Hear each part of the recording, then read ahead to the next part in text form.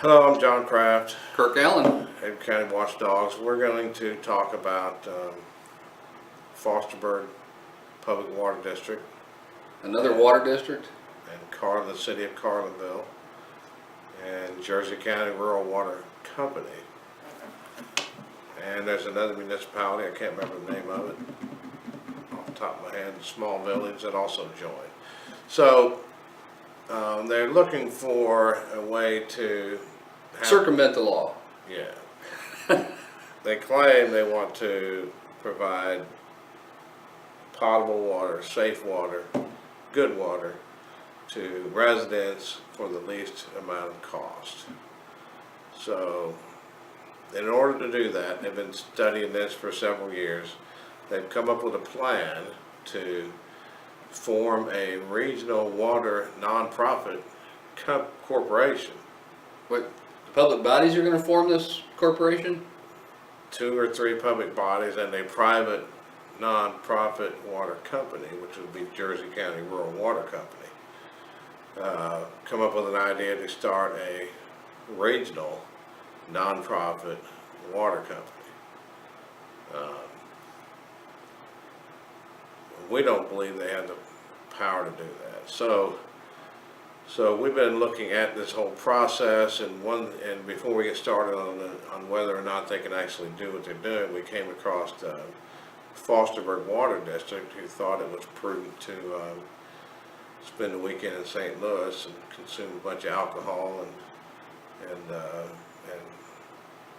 smoked ribs and steaks and just party down. And It was a Super Bowl, wasn't it? they even rented a special suite on top of renting all their hotel rooms. The separate suite that they told Drury Hotels was the water district meeting room. That was on their the credit card statement, wasn't it? That's right, and the actual receipt from Drury. So they held a public meeting in Missouri. So according to all indications they attempted to they went there under the guise of holding a public meeting. They even rented a separate suite for meeting purposes. When we complained to the Attorney General's office, they denied discussing any public business in Missouri. The whole weekend they were there and drinking and feeding their face, On the taxpayer's credit card. charging it to the taxpayer.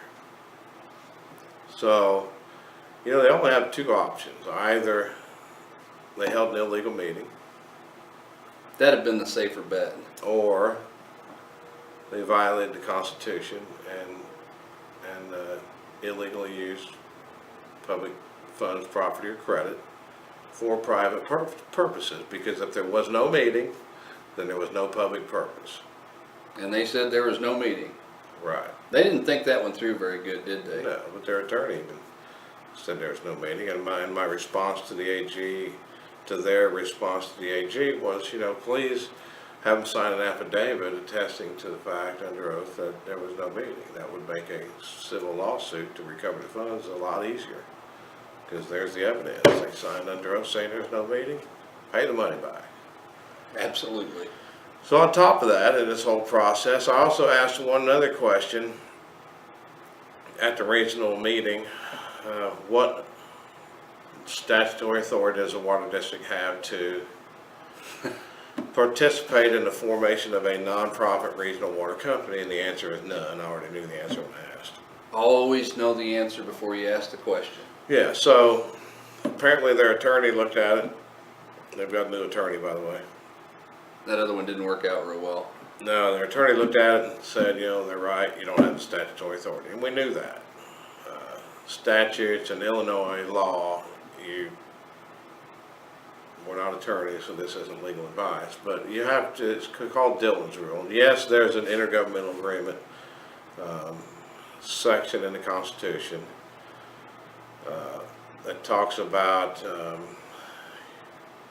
it kind of somewhat may diminish the stringent rules of Dillon's Rule. However, court cases have determined that when there is language authorizing, say, the formation of a water district or an intergovernmental agreement for water or a water commission, then Dillon's rule still applies fully, and those are the only things that they're empowered to do.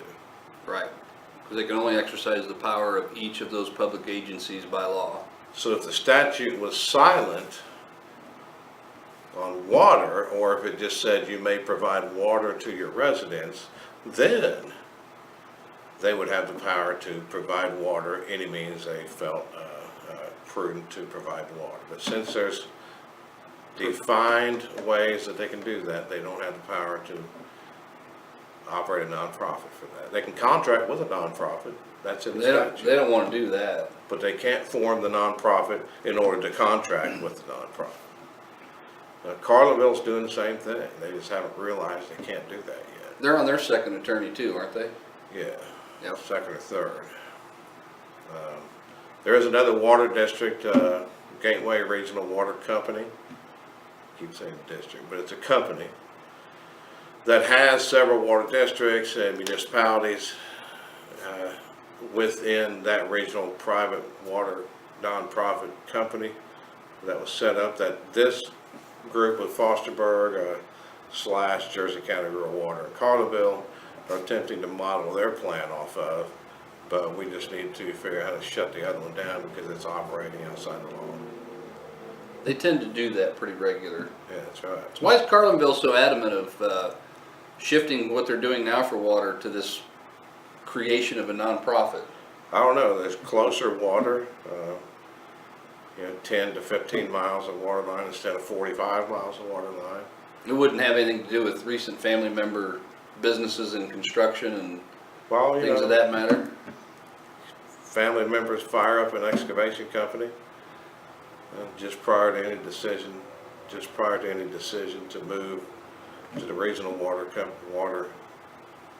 private water company issue. Could, he might be first in the hopper for the contract for the 45 miles of water line. Shall we place any bets on that? So, Well, go ahead. anything else on that? No, I was just gonna say, stay tuned for more updates on the water, because it looks like it's gonna get dirty before it gets any cleaner. Have a Merry Christmas. All right.